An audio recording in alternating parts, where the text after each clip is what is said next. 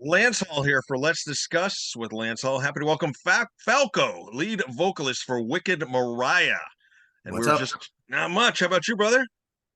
Busy and feeling good. Good to be Yeah, speaking with you again. great to speak with you. I knew we had talked before. We were just talking just before we started. We talked back, God, about 8 years ago now. Then that would Yep, be. pretty much. Yeah, Time flies, doesn't it? indeed it does. So new. You want to call this an EP? Chapters? Yeah, I mean, we did 5 songs because we Yeah. didn't know like what the response or what where we were going to go with it. So we'll go with EP, and then we'll eventually have something full. Sometime in 2024. All right, coming out on Massacre Records. Is the release date is November 20th? Do I have that correct? Correct. Yeah, full. It's a right now. It's only digital release. The single Right. and video were released on the 24th, and the 20th will be the 5 song EP on all the services that stream or you can buy or whatever the digital world is nowadays. Yeah. Now talking about the band and my research, this is like original members from the original. You guys are all original. You've never really had a ton of lineup changes, have you? No, Drummer not really. once. Not really. And the funny thing is, in the little ones we've had, everyone's either come back and forth through the band. We're like the Leonard Skinner of metal because for the longest time since 1988, the lineup has been what it was up until the last release when we talked last. And this record, our drummer, who again been with us since basically like 88, Knack decided not to be part of this. We've got Rob playing with us now, Rob Liano, who Mhm. was out of the only, I think, three. We might have, I'll say 3.5. We had a drummer who played with us for a little bit. But our original drummer was Mike and John in our band, our guitar player and bass player, their brother when we started back, like 1982, when we were doing, Yeah. didn't know what we were doing. When he left the band after we started playing a while, Rob, who's in the band now, was our second drummer. Okay. So when Knack decided not to be a part of this, we said, we don't want to go out and find, who we going to get. And we were like, the obvious choice is let's get in touch with Rob. We all, I played with him in a band, before I moved down to Florida in 2000. We all keep in touch. So yeah, even if we've had a lineup change, it's kind of like we haven't because we've just interchanged either family members or great friends. So we're kind of theoretically it's 4/5 of the most well-known version of Wicked Mariah, and now our second drummer's back in the band. So it's like it's fluent, which I like, very fluid. Absolutely. Let's not forget Daniel on guitar as well. Yep. Um, Now you and John and Michael were like neighborhood boys back in the day on Long Island, correct? That's how you guys all met. Yeah, well, yeah, we were neighbors, and Dan is John and Mike's cousin because their Okay. parents are brother and sister. So we've all known each other since as far as I can remember, But Dan had lived up in Pennsylvania, so he had his own band going up there. And when we started, just really progressing and doing some stuff, in Long Island, right around the senior year of high school, Dan was like, "I'm moving down to Long Island. I want to be in the band." So he came down and lived with, John and Mike. Well, actually, Mike wasn't in the house anymore because he had moved out, but John was still, they were in high school. Dan moved down, and we were all, that lineup continued from like 88 up until this project. Well, very cool. I got to ask you about another band just real quick. Going back to your Long Island roots, did you guys ever cross paths with Virgin Steel at all back in the day? Very rarely. I mean, they played a lot. They played out a lot. Mm. Don't really know if I knew anyone from the band. Obviously, heard of them, Yeah. without a doubt. But I'm trying to remember. I don't think. I mean, the guys in the band, Mike and John's dad had a music store on Long Island, so I mean, we did know a lot of different musicians. They may have come in Yeah. at one point or another. I can't remember. Yeah. Yeah. I hear you. I mean, we're going back a ways on this stuff too. So, But now Daniel also, we were friends with a lot of people. I mean, John Levin now who's in Dokken, uh, he used to come into the music store all the time. wow. His band was called Devious. Their singer Frank Vestry is actually down here in Florida. He's still amazing. They play. Mm, Um, Troy, who was in he was in a band called Cold Steel. okay. He's got he does a band now. And for the life of me, I think my computer just lost Came it. to Hold life. on one second. Are we good? Are we still Yeah. on? I got you. Oh, okay. A lot of the Long Island bands, came in and played, You know, and just you know, some went on to do other things, bigger, smaller, whatever. But you know, Greg Smith, who toured with Ted Nugent for the longest time, Alice Cooper, you know, used to be around. So I mean, we do have a nice little, you know, a connection with a lot of people from the island. Yeah, nice community. Now, Daniel also did the mixing for this album, correct? Yeah, it was produced. John produced it, and then Right. Dan mixed it. So you know, I mean, you know, John's always been the majority songwriter. Oh, before I forget, I lost my train of thought. Troy was in a band called Them. I'm sure you've heard of them. Mhm. They were he's kind of almost like a King Diamondish vibe. Yes. Troy Nor, yeah. So we used to play the same local clubs together. And he's a vocalist for Them, you know, and but so getting back to this, yeah, we you know, after we did the last thing in 2015, kind of faded away a little bit. I don't think we were ready for we got a great response. And I just think us as a band, I don't think we were ready for it. You know, Mhm. just a whole bunch of different things. It was a different music scene. Obviously, it's different when it comes to touring, when it basically comes to everything from what we were used to the last time we were really involved, which was, you know, mid 90s. Yeah. Um, but when that was done, but recently, you know, the past year or two, John's been really doing a lot of producing at his studio on Long Island, Front Row Recording. Produced his son's band, Psycho Hill, who are doing really well. They're a little more the newer kind of metal. And then Dan has a studio in Pennsylvania called Soundmind Recording, and they you know, he in the past year and a half mixed the Gojira record, he Wow. mixed the Avenged Sevenfold, and he mixed Ghost, and he basically has remixed the entire Ghost catalog, you know, in Mm. Atmos and everything. So, you know, those guys are really, really progressing in the production and mixing field. And, Yeah. you know, they both had played some of our Wicked Mariah stuff to other people, and people were like, wow, this is you guys? Like, you know, why are you not still doing something? And we were all kind of like, yeah, why aren't we? Yeah. So, you know, John, you know, really wrote a majority of the music. He got with Mike. Mike had a lot to do with chapter 4. But John had the majority of the songs. You know, he's kind of got the vision of what we're supposed, you know, what we sound like, and sent me the stuff. I did my little studio here down in Florida, worked on the vocals, and then went up to Long Island and we did the pre-production on the vocals, which ended up being the final vocals because we were just so happy with how everything turned out. Yeah. And then we headed up to Soundmind, and Dan handled the mixing. You know, we did the overdubs, the layers, the kids choir, Mm. you know, from a JT Lambert school on chapter 5, and just all the fun stuff. Everyone chimed in, who did a solo, who did some guitar overdubs. So, you know, every one of us, you know, have our hands in on this EP. Everyone's played, everyone's done something, who's done some vocals. So, you know, we all it was the first time we'd all been in the studio doing something in God knows how many years. So it was pretty cool. Nice. Now let's talk a little bit about it. Behind you. You got the cover photo, cover art. How did that come about? Photo Oh was yeah, I done didn't by even who? ask you. Matthew Henry? Are we doing a video chat, or is it audio? Is No, this gonna be it'll come. It'll come up. Yeah, yeah. Oh, Your cool. I your didn't your realize that part's 'cause gonna come up. I didn't see you because I've been Yeah. goofing around. I didn't realize people are gonna watch me. Oh, all right. Um, well, it came about because honestly, we for the longest time we didn't really want to have song titles. I mean, we had eventually planned on having them, obviously, but Right. in this, you know, everyone laughs. What are we going to call this song? And what song title hasn't been used? You know, Hmm. obviously, but and after a while, we just called them songs 1 through 5. Right. And eventually, somewhere along the line, I'm like, I think that's pretty cool. And then John was like, yeah, it's almost like a book. And we were like, ooh, chapters, chapter 1 through 5. Mm. And then we figured, all right, it got to what are we going to actually call the EP? And again, that was like, we don't want some name. So we just figured, you know what? There's 5 chapters in the entire book. We'll call it chapters. Here are the sub chapters in it. And we just, you know, tried to find, you know, something with a cool look that had a good vibe that might have fit, you know, what we do. And, you know, we found a couple of these pictures and, you know, artist permission, etc. And we created the cover, and that's kind of where we're at. Yeah, excellent. Let's get into the chapters. I listened to them, made some notes and stuff here. To me, Excellent. this is kind of a real heavy, dark album was the vibe I got from it. There's some darkness in here, you know.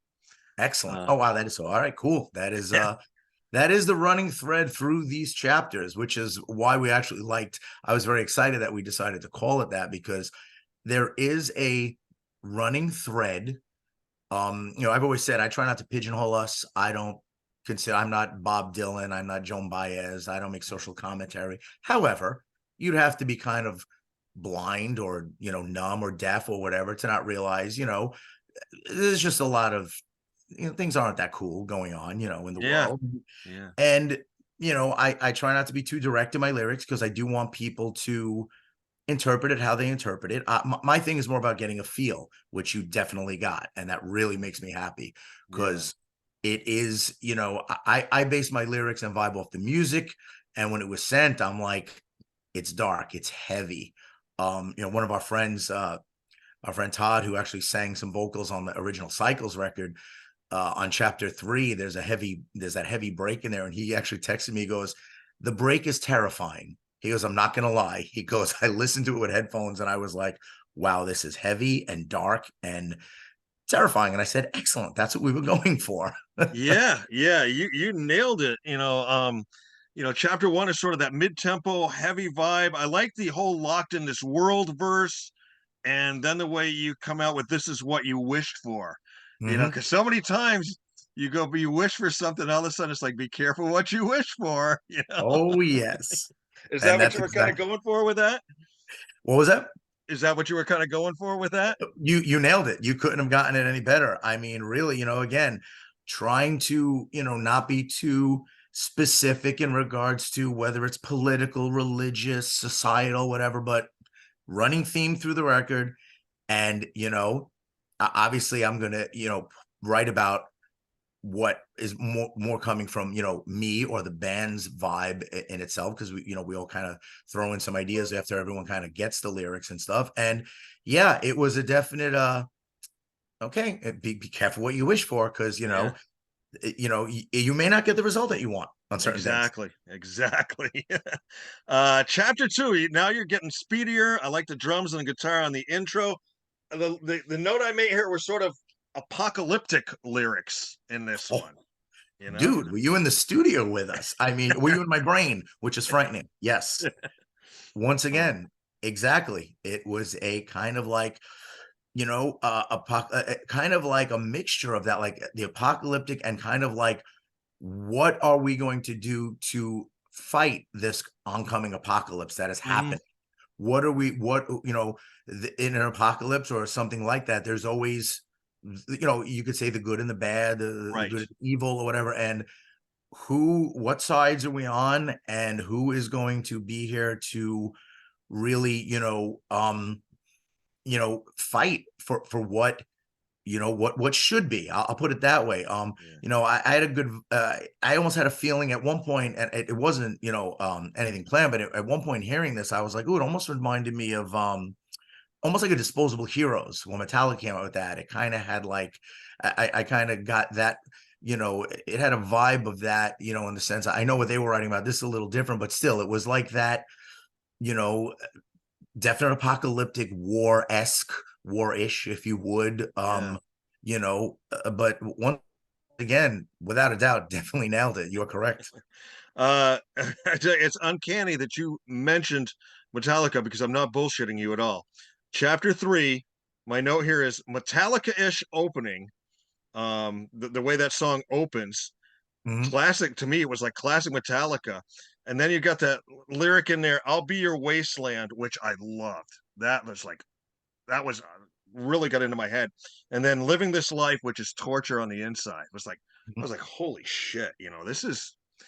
So you may not be Joan Baez or Bob Dylan, but you write some pretty freaking good stuff. Oh, I appreciate it. Thank you. Yeah. Yeah, it's I love it, because I love when the listener gets to listen and interpret and feel a vibe. And I really try to make my lyrics evoke something. And Yeah. this is great because it has. But yeah, it's there's definite in that song, definite lyrical leaning towards like a desperation, Hmm. trapped. How do I escape this? I mean, um, jump and run before you taste the gun. I mean, that kind of. you know, Yeah. kind of being like, do I want, am I going to stay here? And is my final, chapter, so to say, in this little story going to be, am I tasting a gun, or am I going to maybe do something where I can, you know, uh, escape and not feel Yeah. trapped, or the desperation and the angst and the almost despair esque, Mm. if you will. Very cool. Chapter 4, I'm a guitar guy, so I love the whole guitar lick in this song. To me, your vocal now in this song sounded kind of weary. You had kind of a weary vocal, and I hope I've got I'm trying to read my notes here. We live forever, something about when one is two. Oh, yeah, it's so funny. I always am ready for this. When I get into the interviews, I forget my lyrics. Um, hold There on. was a line or something about we live forever when one is something about one is two, and the one Yeah. is two really jumped out at me. I really like Yep. that. Yeah. Hold on. I'm gonna pull because it's so funny because all these songs are so new. Yeah, So, I hear you. working on getting the lyric, I got it in front of me because I actually wanted to have that ready. Because a couple of people had asked about it, but here we go. Here, right here. This is so funny. I love it. I love it. I love that we're doing this. This is so beyond cool. Yes. Live forever. One is two. We live forever. One is two. Yes. Yeah. What I tell me a little bit about that, you know? Well, the theme behind it, this song, and it was a little more. It's funny because a couple of the lines in the song, and this is actually, I got to say again, it's amazing that you picked that out because some of those lines where my voice sounds a little weary, John and I work on the vocals, and there were a couple lines that are really strong, and a couple of them we were trying different voices that I hadn't done yet, or I hadn't really tried in a lot of the Wicked Mariah records. And I specifically remember saying, I'm not sure if I'm not convinced about those lines, because I said, I don't know if I sound powerful enough. And I remember John in the studio, and then when we sent them out, Michael, who had a lot to do with chapter 4, because this was like his baby from the beginning, he had a lot of parts in there, and he had a vision of the song. And he's like, no, he's like, you sound like weary and almost like tired, kind of like what Yeah. you said. It's like almost like, resigned. It's sad, and like, and he goes, that's the vibe I was going for. And I'm like, you sure? And I, because as a vocalist, I'm like, it was definitely a new little, almost tired, groggy voice that I wasn't sure of. And the band was like, no, it fits the exact what we're going for in the song. He's like, they were like, don't even change a thing. Because even when we got up to Pennsylvania for the second half up at Soundmine, I'm like, can I do especially like maybe 2 lines again? Everyone's like, shut up. No. They're like and Michael said the same thing. He goes, those 2 lines, he goes, are just the perfect amount of like weariness and tired and despair. Yeah. But it's kind of like we're coming out, towards the end of the book. And as I've said in a couple of interviews, you could have 5 chapters in a book. They're all related. They may not follow each other exactly, but Yeah. you may have 1 and 2 might be connected, but then chapter 3 and 4 may be referring to some other part of a story, but they are all intertwined. And this is kind of like a song to, kind of like saying, like maybe like trying to get the right wording, to say like a loved one or to Mm, family, or like, mm. you know, we walk through this life together, and, say like a song to your kids, however many you have, but, I am you and you are me. Yeah. This is what we want. We want the best for our kids, for the future, which is kind of like what leads into chapter 5, because obviously we've got the kids choir, and they are kind of being defiant in their lyrics, which I'm sure we'll get to when we get to that Yeah. song. But that's what kind of this was, a despair song, family, uh, friendship, things that may have fallen apart, things that may not be around forever, but kind of like, the one is two, meaning like you could be one person, but say you have several kids, 2, 3, 4, whatever it is, Yeah. you are me and I am you, and this is what I'm here for, and I'm going to try to just fight for it and make sure it's the best that it can be. And that was kind of the vibe like Mike was going for. Yeah. We tried to again make it so where it wasn't so overt like that, where it was like a blatant out, the lyrics were like that, where people are like, oh, we know what he means, but wanted to be interesting, where again the listener could kind of take what they mean from the song and feel it, and take it how they want. Yeah.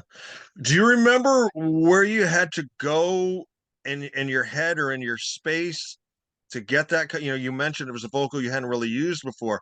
Did you have to go somewhere where you'd never been to get that lyric, or did you just kind of do it and it came naturally? Or It when we get going, I'm trying to remember. I don't know if I think I had that one written, when John had sent the demos. But then when, like I said, when we're doing the actual singing, I know I had it sung different when I was demoing it, because when I demo at my house, I kind of just throw this stuff down quick just yeah. to get an idea for melodies and stuff. Because I like getting in the studio, and whether it was back in the day with Jim Morris, when we did the first couple of records, who was an Mm, unbelievable producer, and then now with John, who basically has soaked up everything we learned from Jim and has excelled in a whole nother, even different direction. But I kind of wanted it to be like, I like to get the vibe of the guys, especially John. So I'm like, this is how I sang it, but what are you hearing? And I'd be like, this is what I did. And when I did it, I just figured, I'm like, okay, I know what we're writing about. Let me try to get into that headspace. I will try to really, what do they call it? Like, method acting. Well, I'll do method yeah. singing. I'll try to, without trying to sound like, oh, but Yeah. I'll try to get into the vibe. And I remember when I sang it, it just came out. And again, as I said, I wasn't sure if it was I was convinced on it, but the guys were like, no, yes. They're like, exactly what it called for. So I was like, okay, we'll keep Yeah. it. But yeah, I definitely, when we're doing these songs, I get in a full blown, like, a zone. And then the way John and I work together, like once we're locked in, it's like we just keep going, and it's like, let's try this, let's do this, Mm, how's this? And if it's good, we don't even look at it again, move on, because we got it. There's no sense in, trying something. If something that you hit it and you feel it, it's like, we're good, we move on. yeah. Chapter 5, there wasn't really a lyric that jumped out at me because this song was so big. I remember the chorus was like infectious Yeah. almost, the way you were doing the chorus. But to me, it was the sound, just the music. In the beginning, I got sort of like a Soundgarden kind of groove, and then you guys went like, here's what I wrote when the chorus, when the kids choir and everything came in, and with the music and the little breaks and the way the guitar was going, I wrote totally original, maybe like Accept meets Rage Against the Machine, you know? Wow, Yeah, that, let me tell you, that is you had that little guitar that Rage throws in, on their little breaks. yep. But then you had that big, I was thinking like balls to the wall with that kid's chorus and everything, But then the beginning, you had that whole Soundgarden, that deep, heavy, dirty vibe.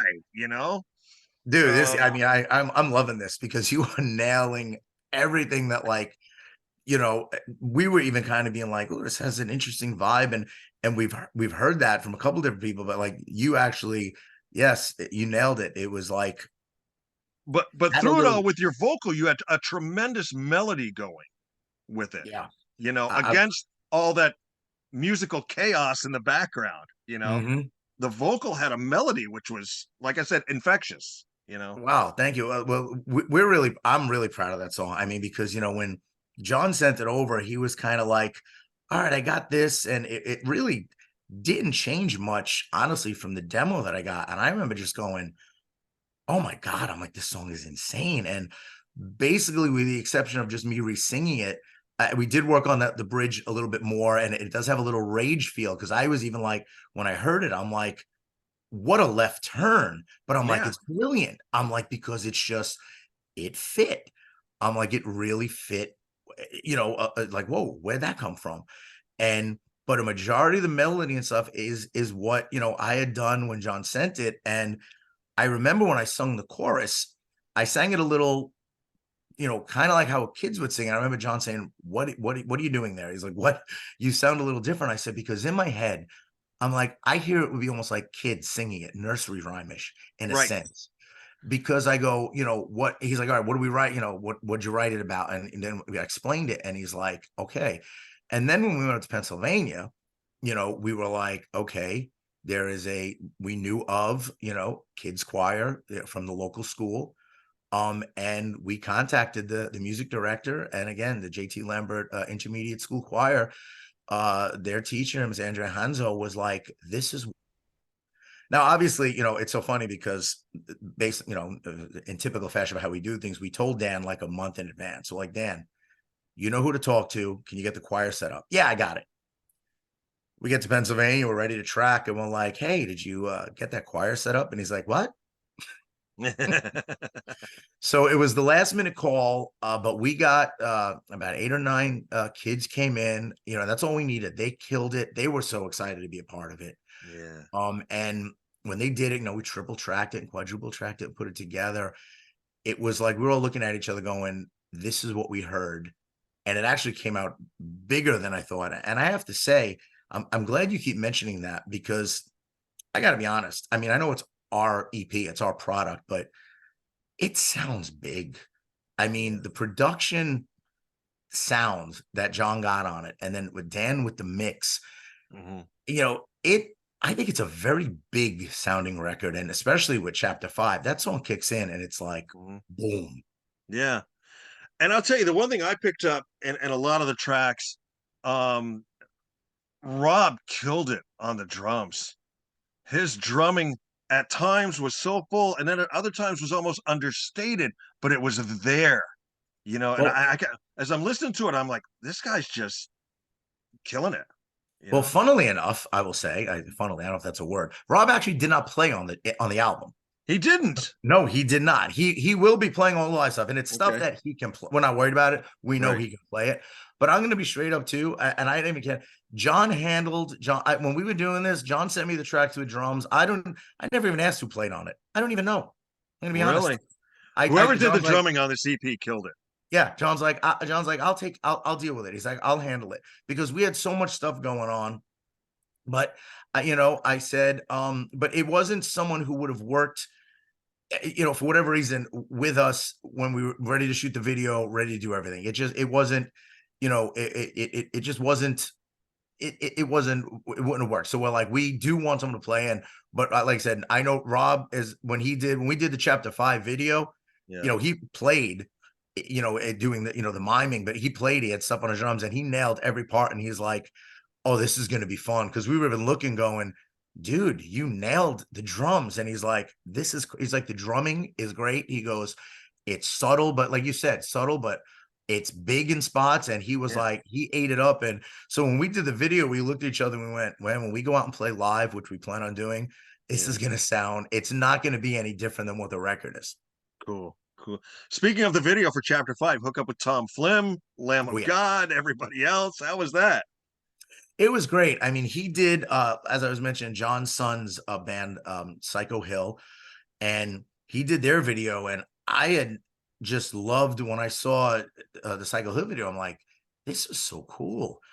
And John's like, well, he's like, we got to talk to Tom. And Tom was so into it. And, when I explained what the song's about and, the theme and the EP, and this is the final chapter, but it's kind of like, what the whole theme of the record is, he's like, all right, he goes, I have this idea of having this stuff in the background, and it's, non-specific, but it's chaotic. It's good stuff. It's bad stuff. It's basically almost like a running narrative of, in theory, like a video version of what I was trying to get across and what I'm writing about through the theme of the record. So you got a visual of the chaos and sometimes anger and craziness of what's going on as a social commentary. And he's just like, this is what I want to do. He's like, how do you guys feel about it? And we were like, yes. Cool. So it worked. I mean, theoretically, ideally, had it worked out different, it would have been great to have the kids choir in there. Yeah. Just logistically with the timing and stuff, it didn't work out. But they're on the record and they're loud and proud. So we said, everyone's going to hear your voices. Believe me, it's the single's doing really well. On the playlists and the Spotify and the, actually Metal Radio. A lot of people do listen to Metal Radio still. We were the number 2 most added album this past week in the country. So we're pretty happy about that. How cool is it to be you guys' ages and been in the I'm trying not to say that subtly, not say that you're old or anything like that, Dude, but we're old. Come on. Do not hesitate to say it. I know it. I mean, we're old in numbers, mature level. I think we haven't gone past 12. right, exactly. With the experiences that you guys have had in music and your age, your experience and everything, that to be able to share that with a group of kids like you did with that choir must have been incredibly rewarding and It cool. was. It was cool. And the thing about this project, which has got us almost the most excited. I mean, we love the fact that our classic fans are digging it, and people in our age group are digging it. And that's what we were hoping for, because obviously, we people do know who we are over the years. We're still around, and we're back, and we don't plan on leaving anytime soon this time. I keep saying in every quote, we're like a fungus. We're going to keep spreading now. We're more prepared for what we need to do. We're more prepared to do things on our end. But seeing the reaction of the kids, and then actually letting kids of that, you're talking, 13, 14, 15, 16, and then I have a 16-year-old stepdaughter, a 17-year-old goddaughter, everyone in the band who's got kids, or they've got kids, whatever, who have kids, that age group, listening to the stuff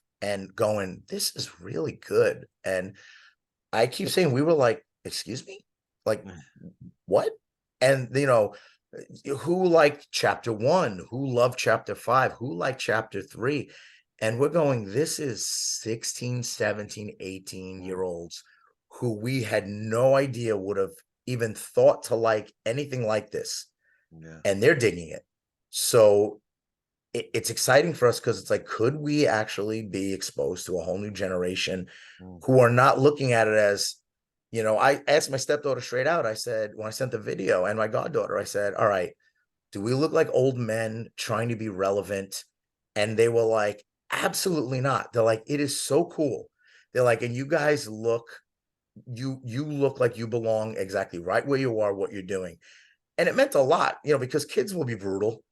Yeah. Oh yeah. They're gonna tell you what they think. This generation will be brutal. And speaking of brutality, we also, when we finished it, we sent it to a couple of people that we knew in the industry, who over the years we've been close with, who have been brutally honest with us at times. Mm-hmm. And I said, okay, we're going to send it, I sent it out to one person in particular who has always been, liked us, loved the band, when supported us, when they support us. But when it was stuff this person didn't like, was like, dude, that is no, no, and no. And the response I got back from this person was, this EP is really good. And I'm like, okay, so now we're getting the harshest critics. Right. We're getting a new generation. Our core audience, that I like to say, is digging on it. And I got to be honest, I am beyond pumped, because the way you've interpreted everything, seriously, I'm like trying not to look goofy with a smile on my face, because you have basically nailed everything we were going for. And I mean, of course, why wouldn't you? You've got Ace right there with the guitar smoke. Yeah. You've got that you've got your taste. You've got taste. But in all seriousness, like, I'm like, it's so cool. I appreciate that very, very much. So the digital release comes out November 20th. Physical at some point. We're working on it. I understand the business side of it with Massacre. They're like, listen, I mean, we did do physical release for Lifetime in Hell, but there was overhead. They had to recoup. I mean, I believe they did. They did. We got our statements. It was like, hey, we recouped.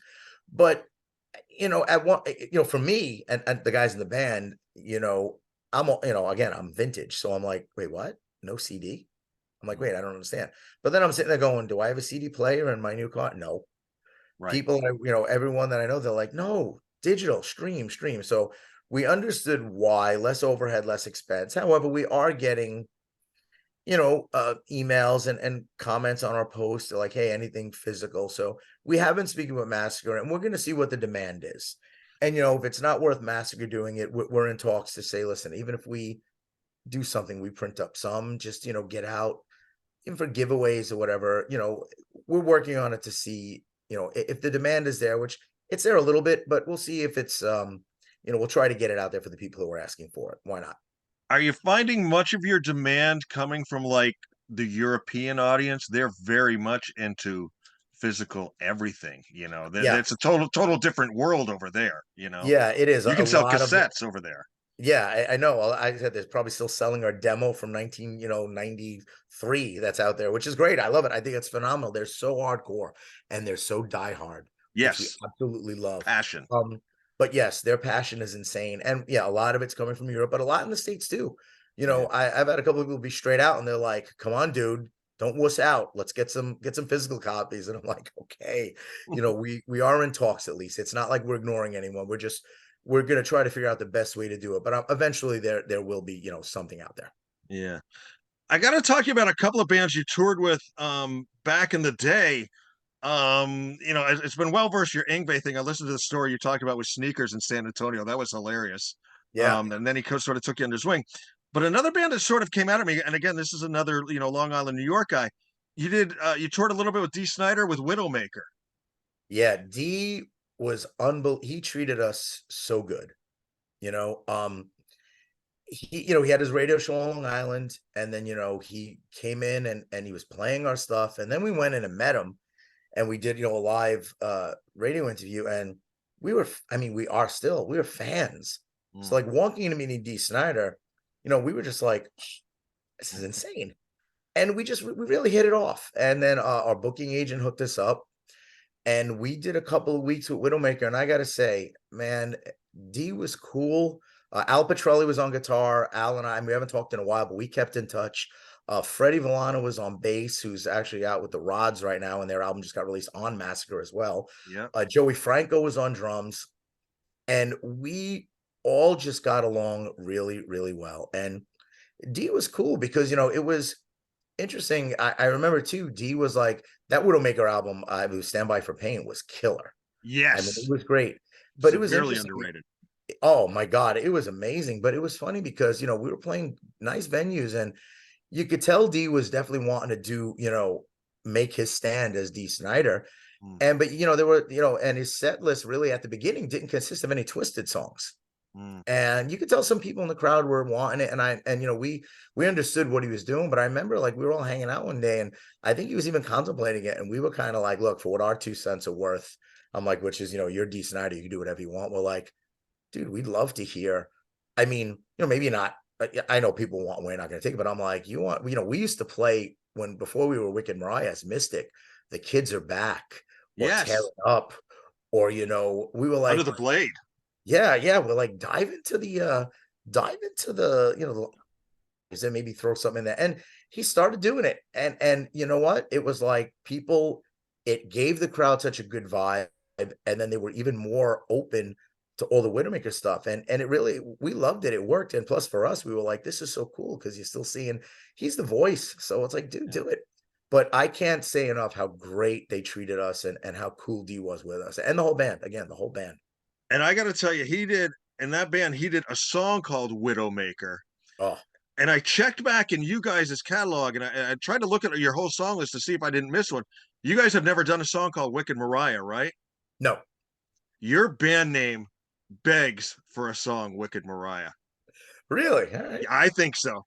I think so. Yeah. Interesting. Yeah. Because Next. I'd have to figure out how to throw that in because Widowmaker, yeah, that Widowmaker song, the way and that chorus was just so catchy. The I am the Yeah. Widowmaker. It was like he would sing it and we'd be like, the whole place would be going crazy singing Yeah. it. But I'm telling you, your band's name begs for a song. all right, cool. We'll The keep other that in group I mind. wanted to talk to you about, Super Joint Ritual. Yeah, believe it or not, and these are fun stories. And, oh, this is great. I love doing this too because a lot of people don't know it. We have a friend. Her name's Kelly, and her husband at the time, from Dallas, Texas. Now we knew her back when 1992 when we were in LA. She worked for one of the booking agents that were booking the clubs out in Los Angeles, and we became friends with her, kept in touch.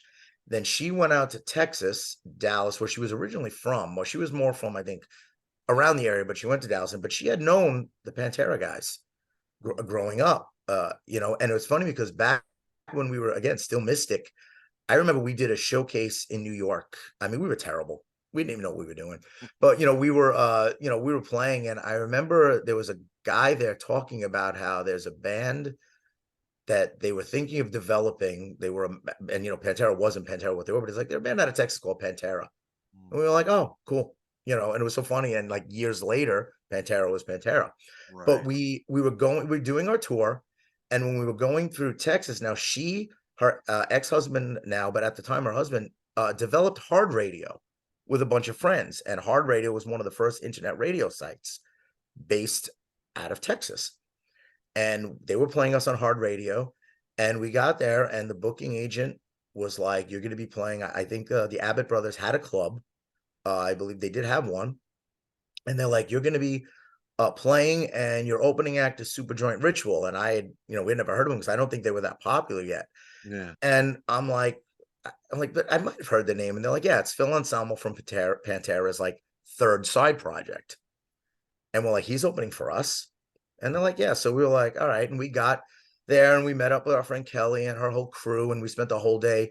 They were grilling steaks, and we're talking Texas size steaks. And we had a great time. And we head over to the club, and there was Phil, Dimebag, and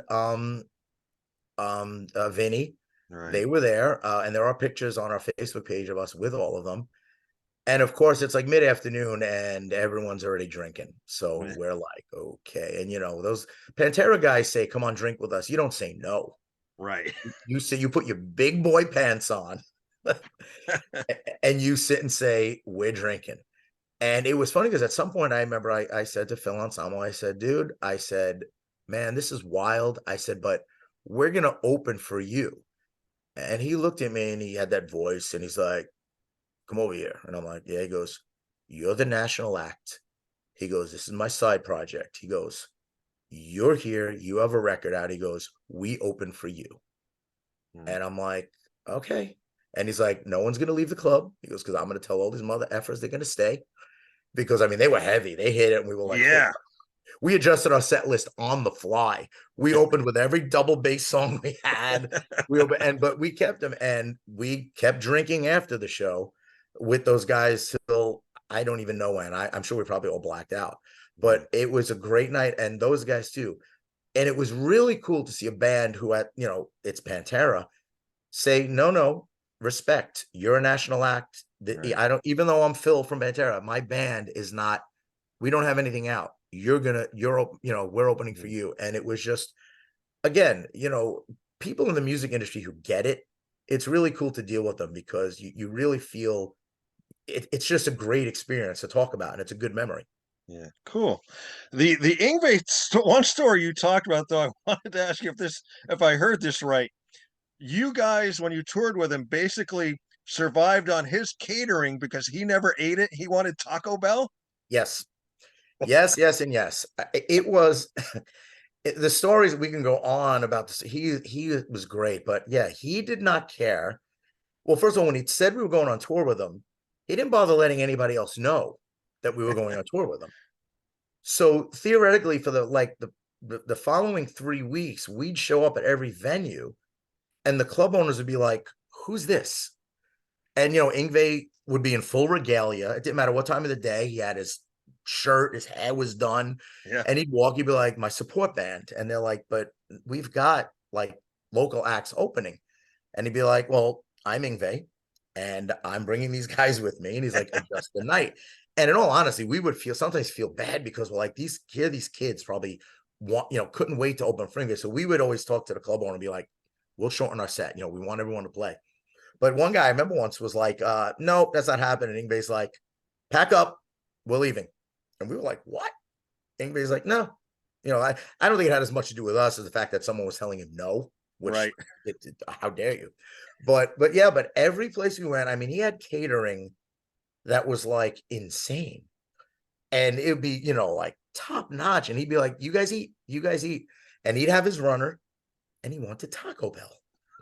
And I remember we were playing in Jersey, and literally there was not a Taco Bell for like, I don't understand how, but it was like 45 minutes away, and he sent the guy 45 minutes to get his Taco Bell. And we used to crack up because we'd be sitting there like eating like meat and steak, and I think there might have been lobster tail, and we're like, Okay, yeah, Taco Bell, go for it. Got boning. And he especially liked it when we did, I think the last show of the tour, one of the last shows was on Long Island and in Huntington, where we used to play as kids. And then now here we are supporting Ingve, Yeah. and all our friends are in the crowd. But we're an Italian family. So John and Mike's grandmother brings lasagna and Ooh. brought a whole, because we said Ingve likes to eat. So they showed up, our family, everyone showed up with food. Ingve was never happier because like it was homemade Italian food night, and we thought it was in the dressing room, and he was just like, "This is great." And My then dogs are making a cameo. They're going to calm down in a minute. Somebody's going I by. love it. No, I love it. They're This excited. happens They every heard freaking lasagna. interview. I've been waiting for this. This happens every freaking interview. That's Usually I right. start I was texting. I was doing one last night, and you heard this loud bang, and you can't see because I've got this thing behind me, but I have an 18-pound cat who decided to jump right up onto, because he hears the computer, the computer screen. But yeah, Ingve did that. He would send people out because he wanted his Taco Bell, and he didn't care if you gave A1 catering. I want Taco Bell. That's amazing. Great stories. We're chatting with Falco here, lead vocalist of Wicked Maraya. Their new EP Chapters coming out on Masker Records. Digital release Monday, November Yes. 20th, this coming Monday. Yep. You guys are all over the web, all over social media, Facebook, Twitter, Instagram, YouTube, website, www.wickedmariah.com. We even Check that TikTok. out. We even TikTok. TikTok. I don't Okay, even know you're what on I'm it. doing. Literally don't know what I'm doing. And in a sense of, going back to what I said, more prepared. We got a lot of people that, and now that this is starting to roll, helping us out, and will be helping us out a little bit more. Because, TikTok is interesting. You could really go viral and do stuff. And, I was posting a little bit on there, but, again, I'm old school. I do know how to make a post. I know how to do stuff, but, I got people going, you need to splice and this and do that. And then reel and story. And I'm like, but we're Sounds like making my it work. daughter. She knows how to edit all that stuff, Yeah. So, I'm doing the basic, a phrase I always say, everyone laughs at. I say meat and potatoes. I'm getting the meat and potatoes down. But then everyone else that we kind of have on our team is kind of now going to start doing all the added, frills and stuff to get us out there more. Because, we understand social media is very important Mhm. uh this day and age. And, we're up to, I think now the chapter 5 has been out about 3 weeks. And we literally went from maybe 45 Spotify listeners to where I think over 9,000 now in 3 weeks. And we're working the campaigns because we are aware that tour companies and other people are looking at these things. How many likes do you have? How many follows? How many this? Sometimes it's frustrating because it's like, it's, did you listen to the music? Yeah. Yeah, that's great. But how, it reminds you like a video back in the day of Phil Collins where he's like, who's on guitar? Daryl Sturma. Great sandwich. You're not even listening to what he's saying, But sometimes it's like, well, how many likes? How many, streams do you have? But we get it. So that's why we figured, okay, we've got people on our team that are professionals in this area on how to do it the right way, on how to get your stuff out there and listened to, besides your traditional ways. Mhm. Although some of these ways that I think are new are probably now considered traditional since we've been out of it for so long. Yeah. But everything is going in the right direction. I mean, our numbers are looking good. People are like, wow, they're like, you're exploding. And that's what we want to do. We are really proud of this EP. We're really proud of what we came up with, considering, with the exception of the 2 songs about 8 years ago, we hadn't done anything for 20 years before that. Yeah. And even then, as I've said in a couple interviews, our first record, well, technically Cycles was our second record. Lifetime in Hell was our first one. But when Cycles came out, it did well. It was what it was. It had that whole vibe. And then, the music scene changed again back then. And our second and third record, I think we were trying to fit in, which happens to a lot of bands. We admit it. We kind of, fell to the pressure of the industry and the scene. But with this EP, we are all excited that anything goes now in the music scene. I mean, as the example, with the kids that are hearing it and loving it, it's, everyone's listening to everything nowadays. If you don't like it, you don't have to listen to it. But if you like it, you're going to click on it. You're going to like it. You're going to stream it. So we were excited because, especially when John and I were really talking about the music, we're like, we're not trying to fit into anything. We're not trying to follow any trend. We're not trying to maybe get this person's attention, we're just going to write what we do best. And if people like it, cool. If they don't, they don't. Yeah. And so far, I think it shows that we did what we love and what our passion is, because it's really resonating with people. People are feeling it, which is the biggest thing you can ask for. Absolutely. Any plans to do any more videos for any of the chapters? We'll see. We're discussing, a couple of things. We have some ideas. I mean, things are moving so quick. I mean, we have, we want this to have legs, chapters. I mean, we know in like the industry sense, in about another 2 weeks, like everything kind of shuts down for the holidays. Right. But and our radio campaign is going to kick up again after the new year, but we wanted to get everything out, but we're hoping it has legs. We're hoping to, we've got emails and a lot of correspondence out with some of the booking agents, touring companies, festivals. We know, again, also with touring, it's a different world. I mean, unless you are Metallica level, Ghost level, Gojira, one of these bands where you're playing arenas, it's really difficult for a band Yeah. such as us to go out and sustain a tour. I mean, we hear stories from bands that we know who are definitely bigger than us, and they're having a hard time because, in the day, as I like to say, you could have Overkill on one night, Metal Church on one night, Ingve on another night, say in the States or say in a certain area of Europe, and you have 3,000-4,000 people a night at a venue. Or you may have, if the venue holds 500, there's 500. And over the past couple of years, we've heard from some bands that we know, and on a Tuesday night, you're not getting that anymore because everything's different. The economy's changed. Life has changed. It's, 20 something years later. So we understand the difficulty, which is why we're kind of focusing a little bit, if we can, on some of the festivals, whether in the States, whether over in Europe. They group them together nicely where they have certain bands come out, or maybe one of these cruises or something. And if there's a band that maybe it can work out where we can go out, say maybe, 2 weeks, someone needs a support act, where we really want to do stuff in 2024. We're planning on some things, Wicked Maraya alone, to maybe doing something up at Soundmind recording with like a broad, this talk for the guys coming down here to Florida, because I'm in South Florida, everybody else is up in either New York or Pennsylvania. And then me going up there, trying to get some dates. We have some, we already have something in the can that John and I did on the one day off we had from shooting the video. We kind of, took a song from one of our previous records and really reworked it into something really cool, which we're going to eventually have as like a bonus for the fans, somewhere, first maybe quarter of 2024. But we want this to have legs. We want all of these songs to be out there. And if every song becomes a single and every song gets on radio or streaming or Spotify or whatever, we're just going to keep this rolling until it's gone as far as it could go.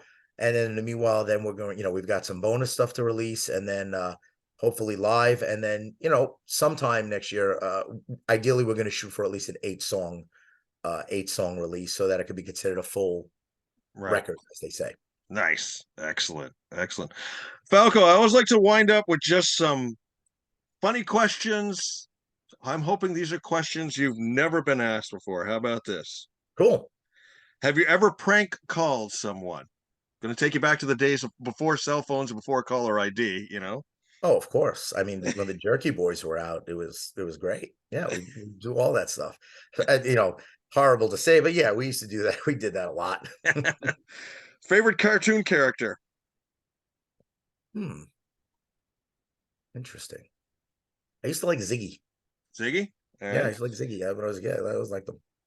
Although I have to say, if we're talking, I have to say, I was thinking of cartoon, but actually superhero, I'm a Batman freak, so I should say Batman. Okay, there you go. There we go. If you could go back in time and have your mom prepare you one of her meals from your childhood, what would you pick? Well, she still does it actually. Every birthday, I get my raviolis. It's a tradition. I get my raviolis on my birthday. I have to have it. Excellent. I'm lucky enough that she's still around that she can do it. Yeah, exactly. Absolutely. If you could be born in another era, what era would you pick? Or like grown up in another era or something like Yeah. that. it's a catch-22. I always loved Grease. I liked the 50s, but I gotta tell you, after watching Dazed and Confused, I thought it would be really cool to be, because I mean I'm born in 69, but during the heyday of the 70s, I wasn't like, I was still, 8, 9, 10 years old. Right. Seeing like the cool music that was out, those bands, and from like, be able to see like Led Zeppelin, or like, Aerosmith, when I know it's always so politically incorrect to say, but I've said this on several posts when I do on Facebook. I'm like, I really like the drugged out Aerosmith, because that was the best music. I mean, I know they cleaned up and they went with all these co-writers, and it was like crying and driving and Yeah. lying and flying and all that stuff. But I, if I could be like, born earlier in the 60s and then just be like a teen, or, in my 20s and the 70s, to see like Zeppelin and all that stuff. Yeah. Kiss back in the Mm, day, that would be amazing. yeah. If you were to campaign for president, what would be your slogan, your campaign slogan?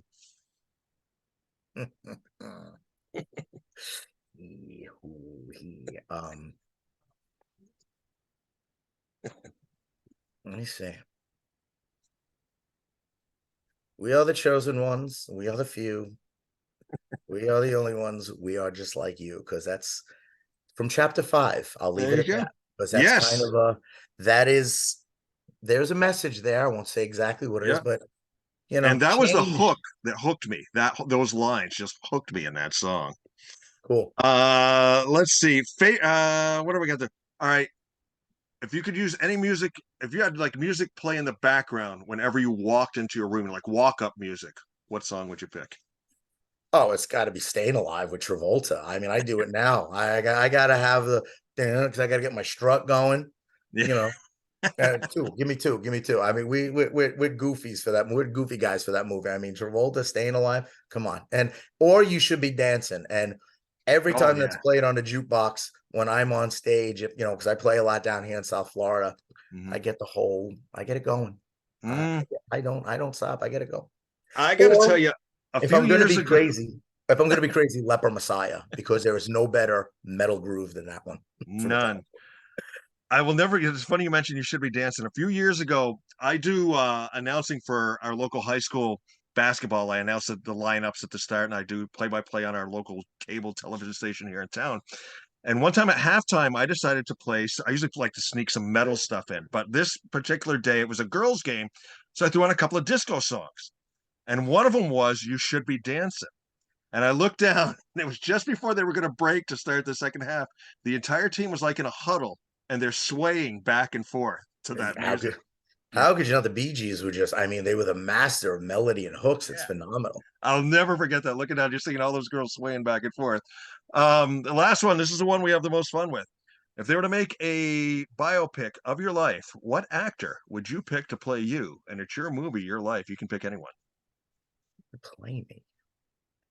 I'd have to have Travolta play me, especially now he's got his shaved head. Yeah.